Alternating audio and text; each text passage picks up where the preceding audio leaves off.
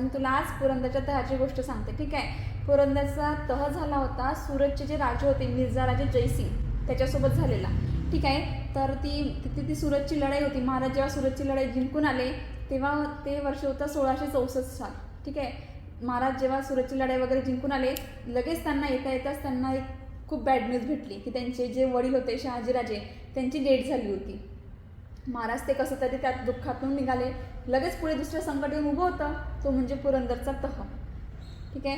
तर एक म्हणजे औरंगजेब सगळा चिडला होता ना, त्याच्या शाहिस्ता खानाची बोटं कापली, त्याला पळवलं, त्याला काही भेटलं पण नाही औरंगजेबला. म्हणून त्यांनी एक हुशारी केली की म्हणजे त्याचे सरदार होते मिर्झा राजे जयसिंग आणि दिलेर खान म्हणून, ठीक आहे. पुरंदर किल्ला आणि शिवाजी महाराज असा काही पुरंदर किल्ला हा महाराजांना खूप जास्त प्रिय आहे हे दिलेर खानला माहिती होतं. तो किल्ला ते सोडणार नाही असं दिलेर खानला म्हणजे 100% गॅरंटी होती.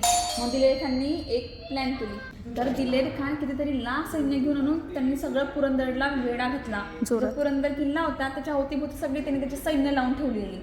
त्याला तो किल्ला मिळवायचा होता ना, आणि शिवाजी दिलेर खानला माहिती होतं ना की तो महाराजांचा प्रिय किल्ला आहे असं. तर तेव्हा त्या किल्ल्यावरती प्रत्येक किल्ल्यावरती महाराजांचे पहरेदार होते किंवा सरदार होते. तेव्हा तिथे होता महाराजांचा मावळा, त्यांचं नाव होतं मुरारबाजी देशपांडे. ते तिथले किल्लेदार होते. म्हणजे पुरंदरचं जे काही होतं सगळं ते मुरारबाजी देशपांडेंकडे होतं. दिलेर खानांच्या सगळ्या सैन्यांनी पुरंदरच्या किल्ल्यावरती हमला करायला सुरू केली. त्यांच्या तुफांचा आवाज गडगडला, घोड्यांची आवाज येऊ लागली. आणि मुरारबाजी तर त्याच्यापेक्षाही जिद्दीचे, कारण ते महाराजांचे किल्लेदार होते ना आणि महाराजांसाठी ते काय पण करू शकतात, ठीक आहे.